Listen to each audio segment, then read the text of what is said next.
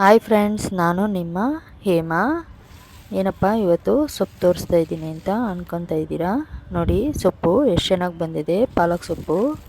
ಬನ್ನಿ ಇವತ್ತೊಂದು ಹಾರ್ವೆಸ್ಟ್ ಮಾಡೋಣ. ನಮ್ಮ ತೋಟದಲ್ಲಿ ಏನೇನು ತರಕಾರಿ ಇದೆ, ಹಾಗೆಯೇ ಏನೇನು ಹಾರ್ವೆಸ್ಟ್ ಮಾಡೋಣ ಬನ್ನಿ. Welcome back to my YouTube channel AM garden. ನೋಡಿ ಸೊಪ್ಪನ್ನು ನೋಡಿದ್ರೆ ಒಂಥರ ಖುಷಿ ಆಗುತ್ತೆ, ಹಾಗೆಯೇ ತುಂಬ ಸಂತೋಷ ಆಗುತ್ತೆ. ನೀವು ಹೋದ ವಿಡಿಯೋದಲ್ಲಿ ನಾನು ಬೀಜ ಹಾಕೋದನ್ನು ನೋಡಿದ್ರಲ್ಲ, ಯಾವ ಥರ ಗೊಬ್ಬರ ಮಿಕ್ಸ್ ಮಾಡಿದ್ದೀನಿ ಅಂತ. ಹಾಗೆಯೇ ಇದಕ್ಕೆ ನಾವು ಗೊಬ್ಬರ ಜಾಸ್ತಿ ಯೂಸ್ ಮಾಡಿದ್ರೆ ಸೊಪ್ಪು ಚೆನ್ನಾಗಿ ಬರುತ್ತೆ. ಹಾಗೆಯೇ ನೀರು ಅಷ್ಟೇ ನೋಡ್ಕೊಂಡು ಹಾಕ್ಕೋಬೇಕು. ನೀರನ್ನು ನಾವು ನೋಡ್ದಿರ ಹಾಕಿದ್ರೆ ಸೊಪ್ಪು ಕೊಳ್ತೋಗೋ ಚಾನ್ಸಸ್ಸು ಜಾಸ್ತಿ ಇರುತ್ತೆ. ಬನ್ನಿ ಇವತ್ತು ನಾವು ಪಾಲಕ್ ಸೊಪ್ಪನ್ನ ಹಾರ್ವೆಸ್ಟ್ ಮಾಡೋಣ.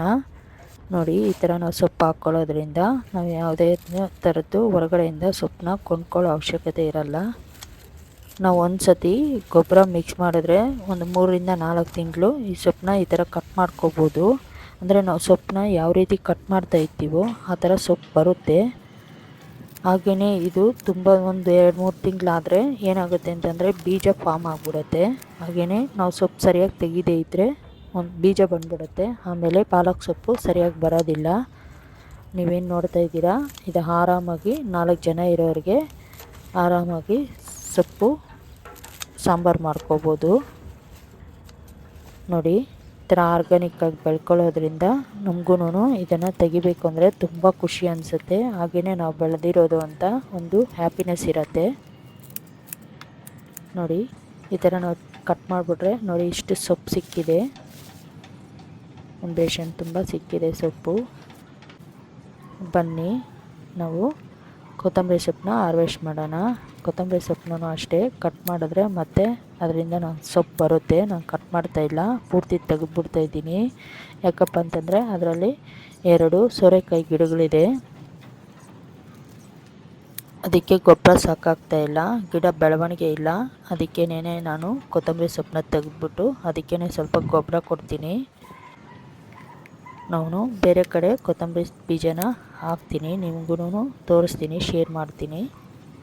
ನಾವು ಈ ಸೊಪ್ಪನ್ನ ತೆಗಿತಾ ಇದ್ದೀವಿ ಅಂತಂದರೆ ಇನ್ನೊಂದು ಕಡೆ ಸೊಪ್ಪನ್ನ ನಾವು ಹಾಕಿದರೆ ನಮಗೆ ಈ ಸೊಪ್ಪು ನಮ್ಗೆ ಯೂಸ್ ಆಗೋಷ್ಟೊತ್ತಿಗೆ ಆ ಸೊಪ್ಪು ನಮಗೆ ರೆಡಿಯಾಗಿರುತ್ತೆ.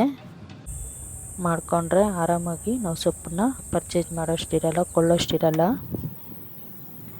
ನೋಡಿ ಇಷ್ಟು ಸೊಪ್ಪು ಸಿಕ್ಕಿದೆ. ಹಾಗೆಯೇ ನೋಡಿ ಇವೆರಡೂ ಕ್ಲೀನಾಗಿದೆ. ಬನ್ನಿ ಒಂದು ಫ್ರೂಟ್ ಹಾರ್ವೆಸ್ಟ್ ಮಾಡೋಣ. ನೋಡಿ ಸಪೋಟ, ಇದನ್ನು ನಾನು 20 ಲೀಟ್ರ್ ಬಕೆಟಲ್ಲಿ ಇಟ್ಟಿದ್ದೀನಿ. 7-8 ಸಪೋಟ ಸಿಕ್ಕಿದೆ.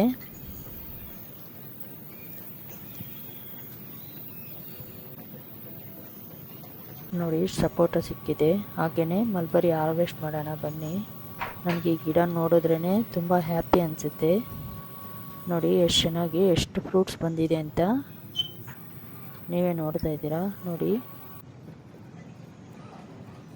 ಹಾಗೆಯೇ 2 ಅಂಜೂರ ಇದೆ, ಅದನ್ನು ಹಾರ್ವೆಸ್ಟ್ ಮಾಡೋಣ ಬನ್ನಿ. ನೋಡಿ ಅಂಜೂರ,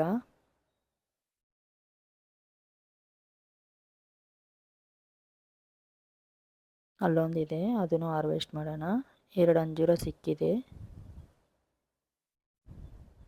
ಹಾಗೆಯೇ ಇಲ್ಲೊಂದು ನೌಕಲ್ಲಿದೆ, ಅದನ್ನು ಹಾರ್ವೆಸ್ಟ್ ಮಾಡೋಣ. ನಾನು ತುಂಬ ಬೀಜ ಹಾಕಿದ್ದೆ, ಆದರೆ ಒಂದೇ ಒಂದು ಬಂದಿತ್ತು, ಆದರೂ ಚೆನ್ನಾಗಿ ಬಂದಿದೆ. ನೋಡಿ ಯಾವ ಥರ ಇದೆ ನೌಕಲು. ಹಾಗೆಯೇ ಸ್ವಲ್ಪ ದಂಟಿನ ಸೊಪ್ಪು ಹಾಕಿದ್ದೆ, ಅದನ್ನು ಹಾರ್ವೆಸ್ಟ್ ಮಾಡೋಣ ಬನ್ನಿ. ಈ ದಂಟಿನ ಸೊಪ್ಪು ಹೆಂಗಂದರೆ ಸ್ವಲ್ಪ ಒಂದು ದಂಟು ಬಿಟ್ಬಿಟ್ರೆ ಸಾಕು, ಇದು ನಮ್ಗೆ ಎಲ್ಲಿ ಬೇಕೋ ಅಲ್ಲಿ ಬಿದ್ದು ಎನಿ ಟೈಮ್ ಇರುತ್ತೆ ಸೊಪ್ಪು. ನೋಡಿ ಇದರಲ್ಲೂ ಒಂದು 2 ಹೀರೆಕಾಯಿ ಗಿಡಗಳಿದೆ, ಅದರಿಂದ ನಾನು ಬುಡ ಸಮೇತ ಈ ದಂಟಿನ ಸೊಪ್ಪನ್ನ ತೆಗೆದುಬಿಡ್ತೀನಿ. ದಂಟಿನ ಸೊಪ್ಪಿಗೆ ಬೇರು ಜಾಸ್ತಿ, ಹಾಗಾಗಿ ಇರೋ ಗಿಡನ ಬೆಳವಣಿಗೆ ಆಗೋಕ್ಕೆ ಬಿಡಲ್ಲ. ನೋಡಿ ಒಂದು ಕಟ್ ಸೊಪ್ಪು ಸಿಕ್ಕಿದೆ. ಬನ್ನಿ ಅಲ್ಲೊಂದು ಸೊಪ್ಪಿದೆ, ಅದನ್ನು ಹಾರ್ವೆಸ್ಟ್ ಮಾಡೋಣ. ನೋಡಿ ಈ ಥರ ನಾನು ಹಾಕಿರೋದಲ್ಲ, ಇದು ಆಟೋಮೆಟಿಕ್ಕಾಗಿ ನಾನು ಒಂದು ಗಿಡ ಬಿಟ್ಟರೆ ಸಾಕು, ಅದರಲ್ಲಿರೋ ಬೀಜ ಈ ಥರ ಎಲ್ಲ ಪಾಟಲ್ಲೂ ಬಿದ್ದು ಅಲ್ಲೊಂದು ಸೊಪ್ಪು ಬರ್ತಾನೆ ಇರುತ್ತೆ. ನೋಡಿ ನೀವೇ ನೋಡ್ತಾ ಇದ್ದೀರಾ, ಅಲ್ಲೊಂದು ಸೊಪ್ಪು ಬರ್ತಾನೆ ಇರುತ್ತೆ. ಹಾಗೆಯೇ ನೋಡಿ ಇದು ಸ್ಟಾರ್ ಫ್ರೂಟ್ಸ್ ಇದೆ ಇದರಲ್ಲಿ. ಇದರಲ್ಲೂ ಅಷ್ಟೇ ನಾನು ಹಾಕಿರೋದಲ್ಲ, ಬೀಜ ಬಿದ್ದು ಬಂದಿರೋದು.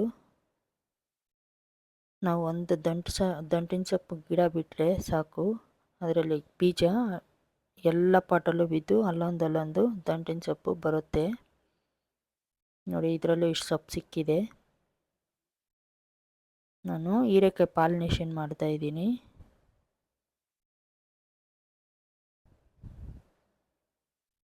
ಹಾಗೆಯೇ ಒಂದು 4 ನುಗ್ಗೆಕಾಯಿ ಇದೆ, ಅದನ್ನು ಹಾರ್ವೆಸ್ಟ್ ಮಾಡೋಣ ಬನ್ನಿ. ಯಾಕೋ ಈ ಸತಿ ನುಗ್ಗೆಕಾಯಿ ಸರಿಯಾಗಿ ಬಂದಿಲ್ಲ, ಅದಕ್ಕೆ ತೆಗೆದುಬಿಡ್ತಾಯಿದ್ದೀನಿ. ಇದು 4 ನುಗ್ಗೆಕಾಯಿ ಸಿಕ್ಕಿದೆ. ಹಾಗೆಯೇ ಒಂದು 4 ಟೊಮೆಟೊ ಇದೆ, ಅದನ್ನು ಹಾರ್ವೆಸ್ಟ್ ಮಾಡೋಣ ಬನ್ನಿ.